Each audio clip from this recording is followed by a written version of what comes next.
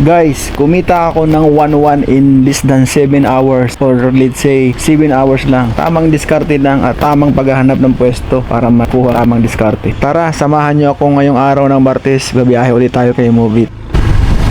Okay, araw ng Martes. Tanghali ulit tayo lalabas. Pick up lang, sir. Salamat. Tanghali tayo lalabas. Unang pasahero dito lang sa labas ng subdivision namin. Unang booking from Pasong Kawayan to Manggahan, General Trias. Pamamasahe ni CS 96 pesos. Pagkababa ko kay CS, hindi na ako nag-ikot at 1:30 pa lang ng hapon. Tumambay na ako malapit sa malaking private school dito sa Manggahan. Okay, may second booking na tayo from Lyceum going to Tansa. Long ride ito. 194 ang pamasahe. Let's go, pick upin na natin. Diya, ma'am? Kaya ba? Ibang lahi pala ito si ma'am, kaya pala matipid sumagot sa Tagalog. Ano mo na? Hindi ko naman inumin.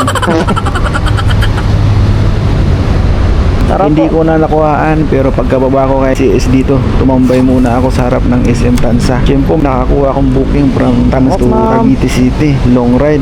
Pamasahe ni CS, 117 pesos. Dinaanan lang ako ni si. Hindi niya daw kasi akalain na ako yung move it. Sabi ko, naka-uniforme naman ako. Ang ganda daw, ang pogi daw kasi. Ang pogi ng motor. Okay, naibaba na natin si CS. Pang-apat na booking natin papuntang Pasay. Pasay City, long ride to. 200 ang pamasahe. Irahin na natin to.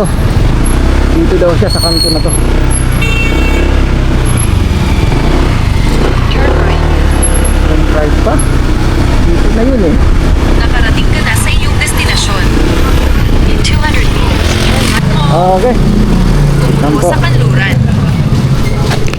Shower cup, ma'am?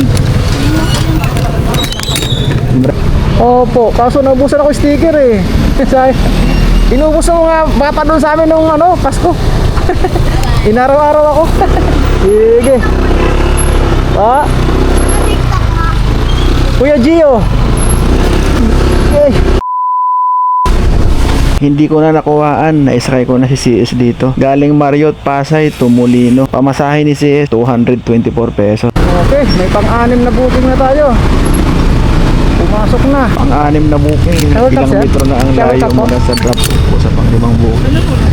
Pamasahe ni CS 70 pesos. Cluster lang oh, yan yung itim na yan na kalangitan. Paglagpas dito, wala na. Okay, pinasukan na tayo ng ating pang-anim na booking. Dito na. Naibaba ko na si CS dito. Ang next booking, ang lalapit ng pick up booking ngayon. Pamasahe ni CS 81 pesos. Miles po? Ba, mas malapit dito tayo dumaan. Kasi doon ako pinapadaan eh. Sabi ko parang Magkano may shortcutan po dyan? Oo po. Sabi ko pag doon parang malayo eh. Oo, malayo din po yun. Tsaka traffic din sa Saklo. Doon tayo sa isa. Sige pa. Eto na yung huling booking ko. Bali kumita ako dito ng 1,102 pesos. Tara, ma'am.